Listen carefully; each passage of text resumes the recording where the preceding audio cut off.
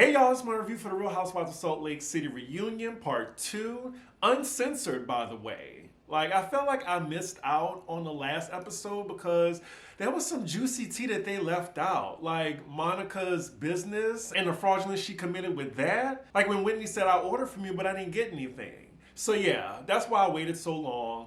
And it's just so good to hear him curse, you know? So we open this episode with Monica and Angie going at it. Keep my effing kids out your effing mouth, you piece of... wow. Just hearing it uncensored already, I'm just getting ooh, it just hits harder. Angie tells Monica, nobody wants you here. Monica's like, thank you, I'm very well aware of that. I mean, she wasn't lying. It's funny because it's true. The argument's going nowhere, and meanwhile, Meredith's yelling at Andy, can they please turn the heat up? Like, she's freezing next to me looking at Whitney. I'd imagine it's cold on the set, but Meredith said that she's the most covered, yet still freezing. Andy then moves on to the next reel, which is dedicated to Monica and her mom's tumultuous relationship. Just looking at this reel, I'm reminded just how bad their relationship was. Like when I first saw Monica's mom in the first episode, I was just like, oh, okay, I like this dynamic. It looks like she uses her a lot to watch the kids, but then it just spiraled. So the first question for her involves a Bermuda trip where her family declined to see her and she thought it was because of her mom. Well, she said that she doesn't even know if it was because of her mom and she hasn't spoken to her since filming Wrapped. I initially thought it was a lie, and I still do. Like, Monica loves to manipulate the cast with feeling sorry for her. She didn't even know if it was her mom behind it.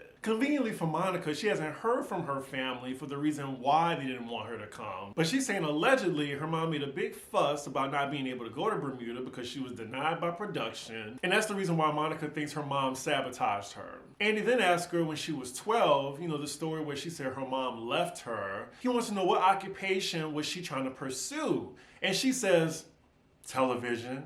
I think she was aware of the irony in that statement, being how desperate she is to be on television, and she has 4 kids. Like, she is her mom. These other ladies on the couch don't know how to do it. I would have yelled, the irony, Andy.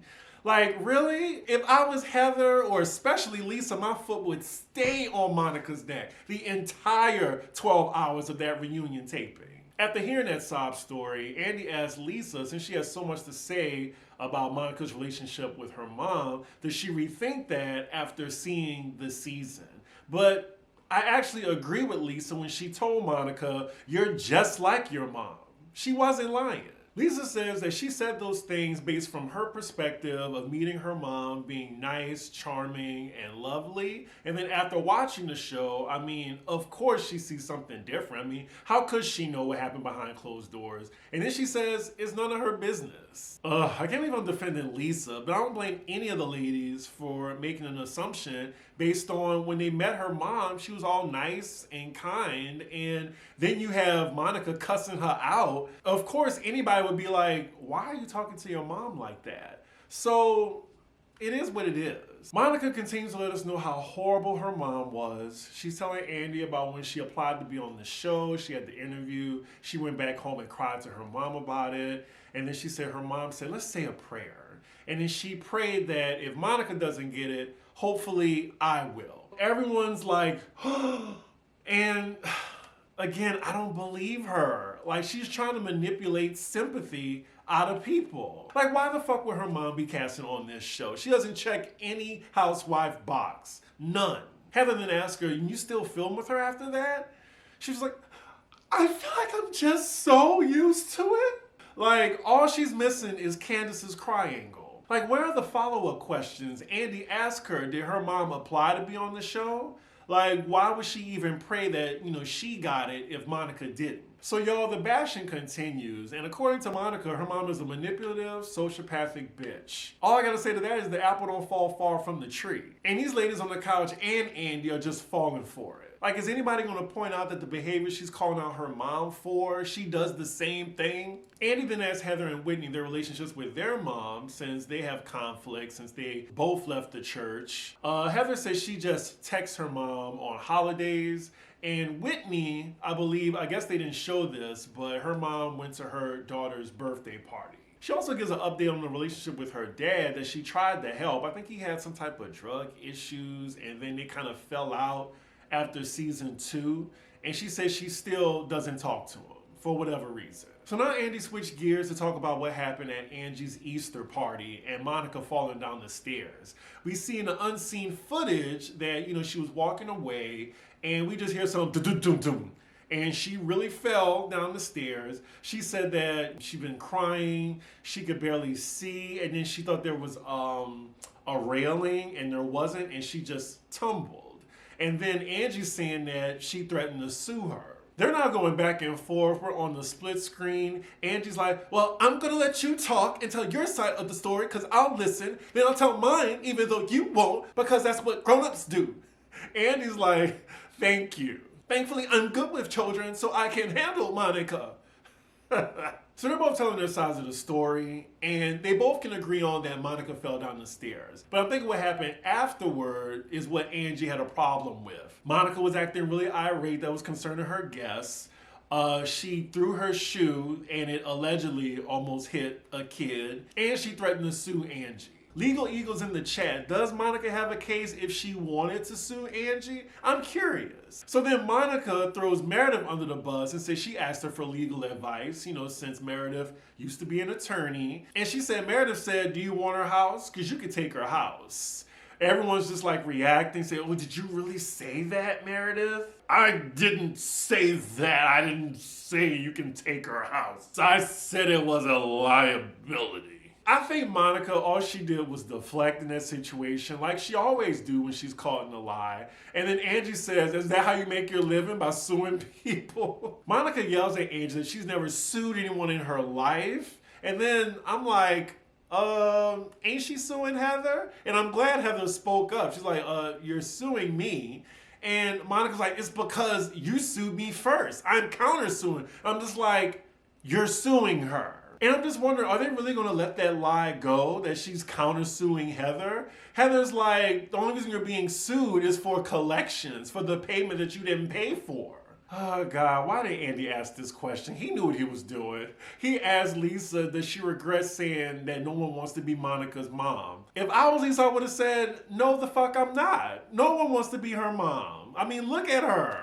But as Lisa's trying to explain, she tells Monica that she's been nasty to her all season. They're going back and forth. Monica then throws Meredith in it again by saying that Angie called her a trampoline with eyes. Because I think Lisa was trying to say how nasty Monica was to Angie. Also, let's talk about the terms that were used. First, misconveyed, and then rebuttaled, and then Monica used touchette, bitch, touchette. Everyone was confused by that. And then I saw on Twitter that I think this was used in The Equalizer 3. It didn't land. I could see if it was a movie that everybody saw. Did y'all see Equalizer 3? Did y'all get that touchette reference? I didn't. They are still going back and forth. Monica is trying to throw at Lisa that she's trying to use her mom against her. I mean, why wouldn't she? Have you seen your behavior this season, Monica? You're not the victim in this at all. We have some of the other ladies entering the argument, and Monica tells Heather, I don't know what your fucking problem is with me. What is your problem? What? Are you serious? You went to her beauty lab under different names, didn't pay your bill, you're countersuing her. You were Reality Von Tease. I mean, you didn't even tell the group that. Heather's like, I'll tell you my problem with you. And Andy wants to save it for part 3, clearly. After that stalemate, Andy asked Monica about all her different aliases. So it's Monica, Darnell, Fowler, Delgado, Garcia. Gotcha. Even as she's explaining this, I do not believe her. She probably used all those different aliases for credit cards, loans, mortgages, you name it. Andy then clarifies, so you've used 4 names before. She said, legally, I've only used 3. Read between the lines, y'all. Then speaking of Monica's last name, she said one of the ladies in the group was making fun of the fact that she was using Delgado Garcia in order to be more Latino to get on the show. And then Lisa asked, who said that? Who said that? Monica's like, you did. And Lisa denies it, and they're going back and forth. Lisa says Jen Shaw said that, and then Angie agrees with her. Lisa then calls Monica a fake fucking bitch. Oh, it feels so good to hear it uncensored. So I'm a little confused because they go to commercial break and they just move on from that. So then Andy asks Lisa about her son Jack doing the Mormon, what do you call it, the mission. Turns out he didn't go to Colombia, he was in California, and she said he was denied his visa because he took it shirtless and sent it to the government, and he denied it. Something tells me though that Lisa's relieved that her son didn't go to Colombia and he stayed in the States. Oh, so right after I said that, Lisa confirms that he is still going to Colombia once his visa gets approved. So finally it looks like we're getting some dialogue that we didn't see in the Bravo version. In this uncensored version, she's getting more questions about the Mormon faith and how can you be still Mormon and support the LGBTQ community. She's explaining that. Then she's being asked when her son does his mission and he's more orthodox, is he gonna question her about how she basically does what she wants, because Mormons aren't supposed to drink. But she's saying he won't. Lisa keeps trying to say that her son is going to come back a different person because how they raised him. Okay, Whitney and Heather are telling you that he's not. So now we get to the storyline of how Heather and Lisa was going at it because of her son's mission and how Heather was triggered by it. I also think it didn't make any sense for her to be offended that she wasn't invited to his mission announcement, being that she's against Mormonism now. She wrote a whole book. Heather's saying she made a big deal about it because of Whitney being included in it, being that she was anti as well. And now Whitney and Heather are going at it because secretly they both wanted Lisa Barlow's friendship. Let's just call a spade a spade. So now bad weather are going back and forth, and Whitney just wants Heather to admit that now that you're good with Lisa now, could you understand how she felt when she didn't want to be too intrusive about Jack's mission? Looking back, I remember saying I understand where Whitney's coming from because it's not her place to tell Lisa what she think her son should do. All she could do is just be a friend, even though she didn't agree with the Mormon practices. So after that, we see the cast take a break. They all go backstage. We're in Monica's dressing room, and Mary Cosby comes in because her segment is next, y'all. And she visits Monica. Monica's happy to see her. And then Monica is now manipulating Mary to be on her side and saying, Heather and Lisa and Angie, they are relentless against me. And of course, Mary's touch space cadet ass is falling for it. I will say, and this will be my only compliment to Mary Cosby, that she looks great. A vast improvement. And she's one of the best dressed on the cast. And it stops there. Because full disclaimer, if you like Mary Cosby, this ain't the review for you. So Mary's officially on the couch. Andy reminds Mary that she missed the reunion she was supposed to be a part of in season 2. He asks her, why did she not come? And now she's making this whole victim story, revisionist history. Yes, racist Jenny threw the drink at her. No one came to her defense or whatever. But it doesn't change the fact that Mary is a rude bigot. Number one, the comment she said about black people. Yes, Jen Shaw said it, but Mary confirmed it. She did. And then the comment about Asians and the yellow skin and slanted eyes. And then the cartel comment that she made. She's continuously rude to the cast. And then the whole congregation background. The shit is sus. And I think the other ladies are just scared to approach her on that because they don't want to be labeled a racist, which Mary's going to do anyway. So they allow her to just get away with saying whatever the hell she wants. It drives me crazy. Mary does not deserve anybody's kindness on this couch. I do not give a fuck. Feel free to disagree with me though. Andy then asked her about her comment she said on Watch What Happens Live when he asked her why she decided to come back to help you guys out. It didn't even make sense to me because if you hated being around these women so much, why would you want to help the show out? Wouldn't you want it to fail? But you're fine being exploited as the clown you are. Got it. But the ladies are still sucking up to Mary saying, oh yeah, we could definitely use Mary. She provided comic relief. And even when Angie points that out to her, she insults Angie. And even Angie, after being insulted by Mary, she whispers to her that she has lipstick on her teeth.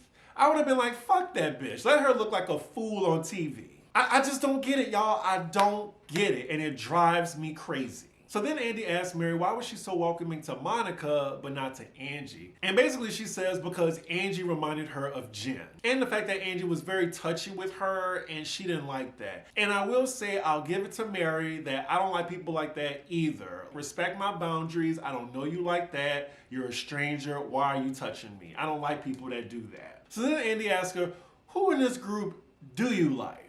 And after a long pause, she says Angie, who she just insulted. Then she says Monica and Meredith. And that's it. Her reason for not liking Heather is because of her house comment that she made in her confessional, which all Heather was saying is her house is eccentric just like Mary is. It's a reflection of her personality. That wasn't a dig, and even if it was light shade.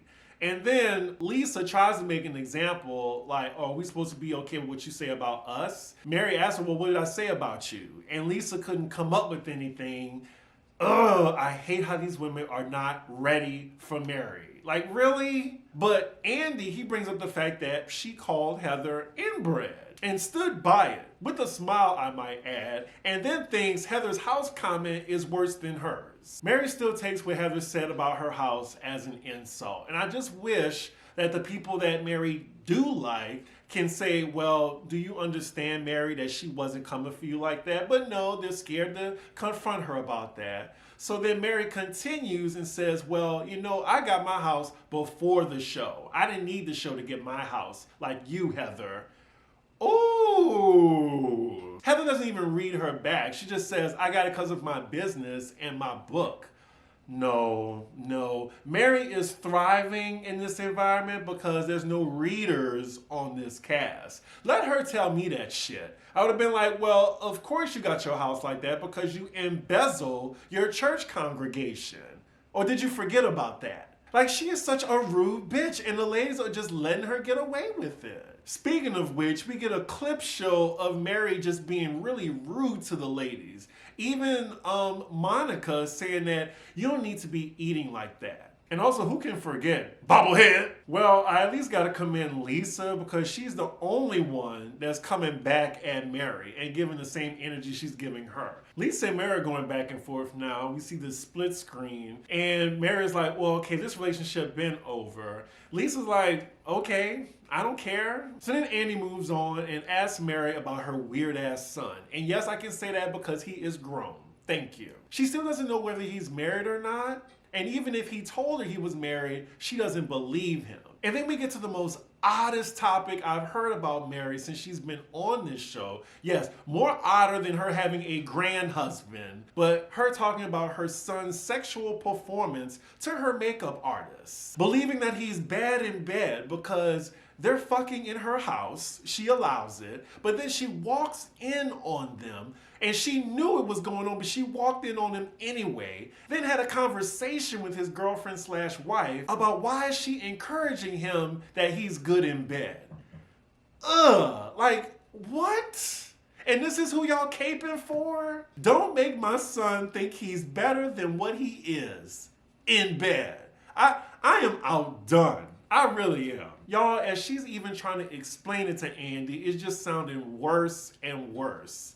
Like her passing by the room, her saying that just don't pretend. They're all laughing at her. And I don't even think she's a part of the joke. Like, we're not laughing with Mary, we're laughing at her. And it's kind of sad that Bravo has this oddball on the show to exploit for our humor. Like, I think she needs help.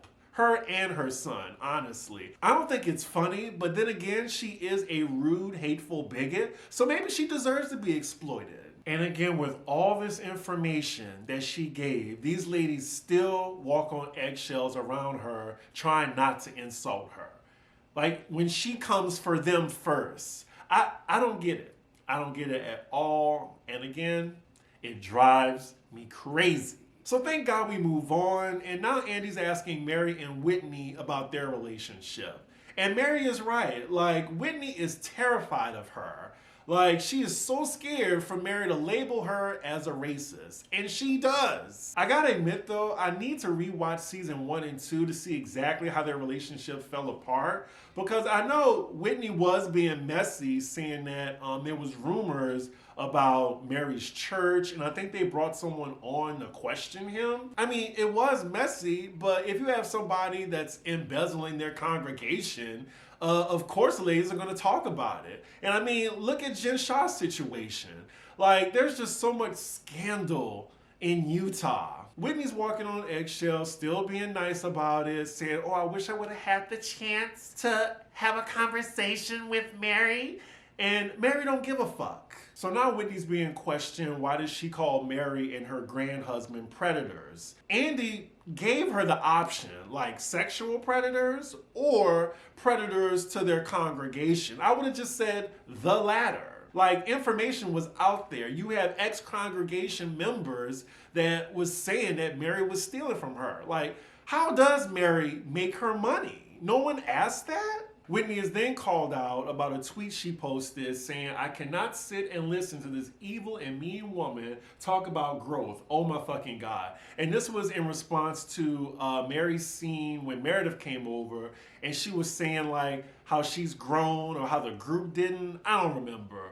But the audacity for Mary to say such a thing. And I agree with Whitney's post. Oh, Whitney, oh my God. It's hard because I put so much growth into myself. I paid thousands in therapy. What? Call this bitch out for being mean. Oh, we need a better cast of readers. She continues and tells Mary to see you in your confessional talking about us like that and saying you experienced growth.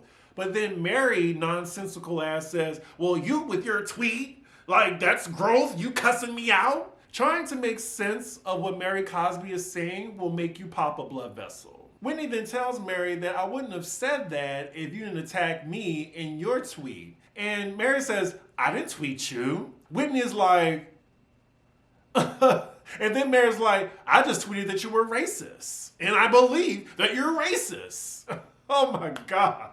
Andy then wants clarification from Mary and asks her, you think Whitney's racist? Mary's like, I do, 100%. All the ladies' mouths drop, and Whitney's expression, I don't know whether to laugh or feel sorry for her. All Whitney has to say is, that breaks my heart. Andy asks her, based on what? And Mary's like, well, based on their religion. And then she's saying how Mormonism is rooted in racism, which is right. Like, a broken clock can be right twice a day. But calling Whitney racist and then Andy asking her, well, what does she do? But I was talking to a friend and he told me that he actually liked how Whitney responded to that because unlike Dorit with Garcelle, Whitney was listening to what Mary had to say. And I do commend her for that. And she asked her, what did I do specifically? And Mary's like, well, I don't know. It's just a feeling that I have as a black person and you wouldn't understand that. What can Whitney say to that? So, yeah, I mean, at least she listened. And I feel like reading the Twitter comments, people were really going in on Lisa saying, oh no, Mormonism isn't racist, Mormonism, instead of just letting Heather talk, because Heather, she said, yes, it is rooted in racism. Lisa kept interjecting, no, it's not, no, it's not. Lisa, sit back. I've been behind your ass the entire episode. Sit your ass back because you're wrong. And if we really want to be 100%, most religions are rooted in racism. I don't think Hinduism, but definitely most religions.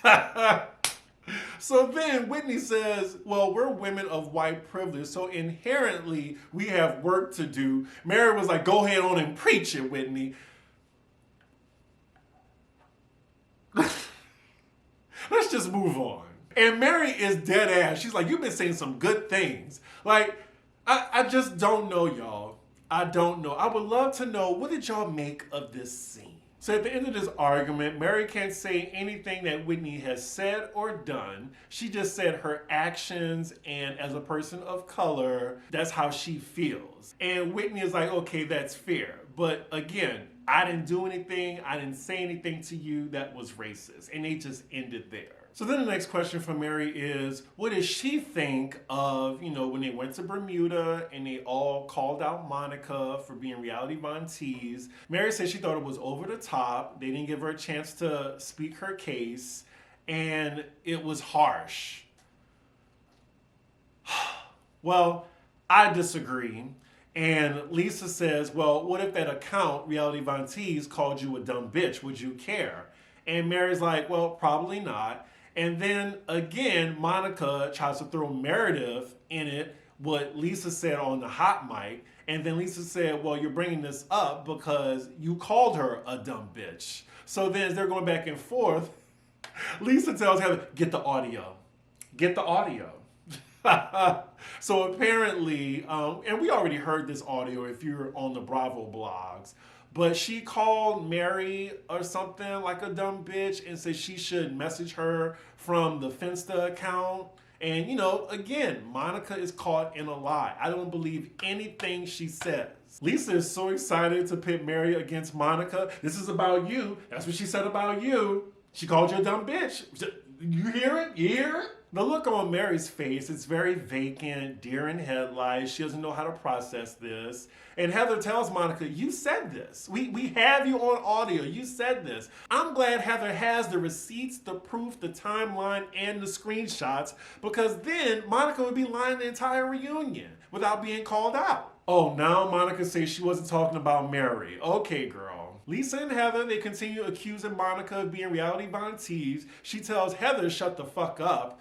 And now she's saying reality Von Tease was 6 people. And then I guess she calls her friend's name out and they bleep it. She's still not taking any type of accountability. It's supposed to be okay because it was her and 5 other people. It's not okay. She's a fucking fraud, and I agree with Meredith. Like, what does it matter if it was 1, 4, or 10 people? You're still a part of the account. Everyone's talking at the same time now. The credits are rolling. Mary finally speaks and tells everybody that they should let Monica talk and let her explain her side of the story. Girl, can we please excuse her off the stage? Thank you for your services, Mary, of proving that you're still a mean, evil, weird space cadet. Please get off the stage so we can finally get to the nitty-gritty about the black eye and reality Von Tease. And that's where the episode ends, y'all. Part 3 is really going to be the one to watch. I think it's going to be an extra 15 minutes too. This part 2, it was okay. I didn't mind it. I wasn't bored, of course. As always, y'all let me know whose side y'all on. Please let me know about the whole Mary versus Whitney situation. With that, make sure you like, comment, and subscribe, and I will see y'all for part 3. Bye.